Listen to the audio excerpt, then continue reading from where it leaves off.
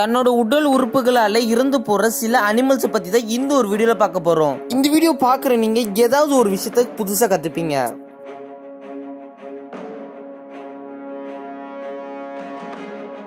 நம்ம முதல்ல பார்க்கும்போது ஷாக்கிங் ஹில். இதோட உடம்புல எல்லாம் பாத்தீங்கன்னா குட்டி குட்டி பேட்டரி செல்ல எலக்ட்ரோலைட்ஸ் அப்படின்ற ஒரு பவரால கவர் ஆயிருக்கும். இதோட உடம்புல இருந்து 800 வால்ட் வெளியில வரும். நம்ம வீட்டோட கரண்டே பாத்தீங்கன்னா 230 வால்ட் தான். அப்ப நீங்களே பாத்துக்கோங்க எவ்வளவு கரண்ட் இதுல இருந்து வெளியில வரும்னு.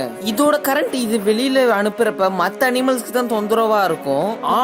ஆனா சில சமயம் இதுக்கே ரொம்ப தொந்தரவாயிடும். எப்படின்னா இதோட வால் பகுதி மற்றும் தலைப்பகுதியில தான் ஹார்ட் மூளையும் இருக்கு. அந்த ஒரு பகுதி பேட்டரி மாதிரி இது பிரிக்கலாம்.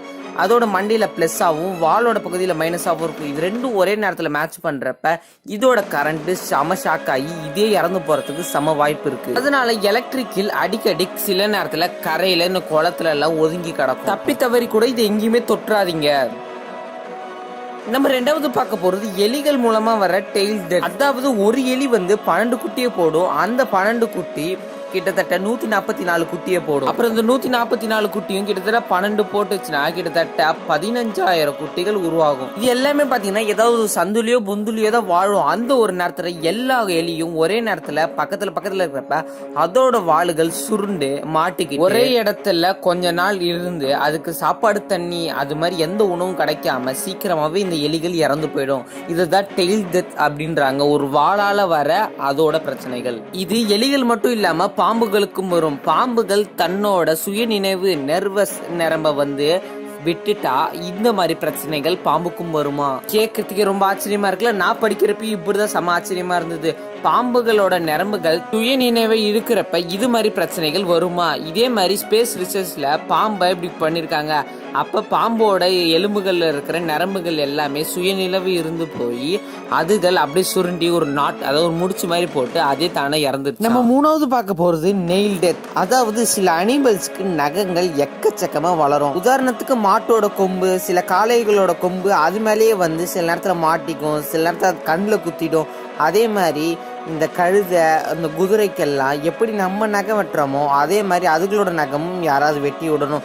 இல்லைன்னா அந்த நகம் வளர வெயிட் தாங்கி போன் வீக்னஸ் ஆல இந்த ஒரு அனிமல்ஸ் எல்லாம் சீக்கிரமாவே இறந்து போயிடுமா. நம்ம என்னதான் அதுக்கு சத்தான சாப்பாடு கொடுத்தாலும் இதோட நெயில் வெயிட் தாங்காம இதோட போன் எல்லாமே வீக் ஆகி சில நேரத்துல அதெல்லாமே கிராக் ஆயிட்டு போன் வீக்னஸ் தாங்காம சீக்கிரமா உடஞ்சி இந்த அனிமல்ஸும் செத்துரும். இதே மாதிரி தாங்க இதுவும். பச்சோந்தி பாத்தீங்கன்னா அதுவும் கலர் மாறிக்கிட்டே இருக்கிற ஒண்ணுதான்.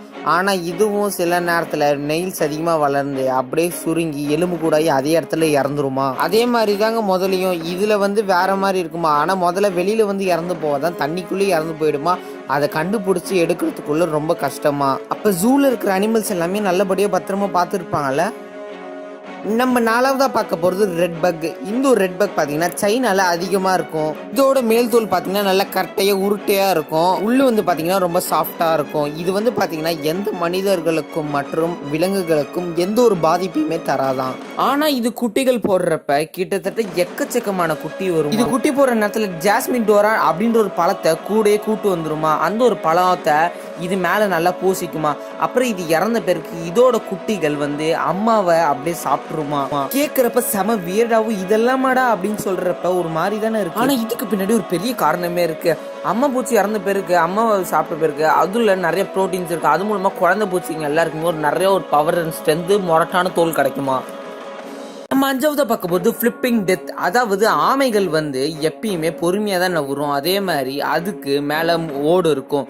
இது எப்பயாவது திரும்பி படுத்துட்டு அவஸ்தப்பட்டதுன்னா அதை தூக்கி விட இன்னொரு ஆமை இல்லைன்னா வேற யாராவது தேவை. அப்படி யாருமே இல்லைன்னு வச்சுக்கோங்களேன். இந்த ஒரு ஆமை கிட்டத்தட்ட 4-5 நாள்ல எந்த தண்ணி சாப்பாடு உணவு எதுவுமே கிடைக்காம இறந்துருமா. நம்ம ஆறாவதா பார்க்க போறது வேல்ஸ் டெத். அதாவது வேல்ஸுங்க எல்லாமே ஒரு இடத்துல கரை ஒதுங்கி இருந்தது. போய் பார்த்தா எல்லா வேலுமே இறந்து போய் கிடக்குது. இதுக்கு யாருடா காரணம் அப்படின்னு கேட்டீங்கன்னா இதுக்கான காரணம் மனிதர்கள் தான்.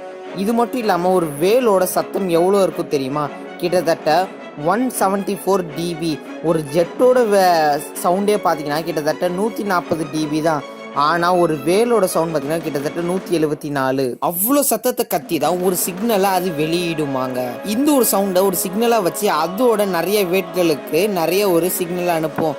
ஆனால் இந்த நடுவில் கப்பல்லாம் வந்து இது மட்டும் இல்லாமல் மிலிட்ரி கப்பல் நிறையா இது மாதிரி கப்பல்கள் வந்து இதோட வேல் சிக்னலை வந்து நடுவில் கட் பண்ணிடுறாங்க. அதாவது கப்பல் நடுவில் வந்து ஒருத்தவங்களுக்கு சிக்னல் அனுப்புகிறப்ப அதோட சிக்னல் சவுண்டு தான் செமையாக கேட்கும். இந்த வேல்களோட சவுண்டு எதுவுமே கேட்காது. இந்த ஒரு வேல் அனுப்புகிற சிக்னல் மூலமாக தான் மற்ற வேல்கள் எல்லாமே வரும். ஆனால் இப்படி அனுப்புகிற சிக்னல் மூலமாக எந்த வேலுங்களுக்குமே கரெக்டான ஒரு சிக்னல் போய் சேராதனால எல்லாமே இது மாதிரி இறந்து போயிடுது. ஓகே வியூவர்ஸ், இதில் வந்து அனிமல்ஸ் எப்படி தானாகவே இறந்து போகிறன்றதோ இந்த ஒரு விஷயத்த பார்த்தோம். இந்த ஒரு வீடியோ பிடிச்சிருந்தா லைக் பண்ணுங்கள், ஷேர் பண்ணுங்கள், மறக்காம வலகெடுக்கலாம் சேனல் சப்ஸ்கிரைப் பண்ணுங்கள். அடுத்து என்ன வீடியோ போலான்றது கமெண்ட்டில் சொல்லுங்கள். இன்னொரு சூப்பரான வீடியோ பார்க்கலாம். Tata bye bye, see you.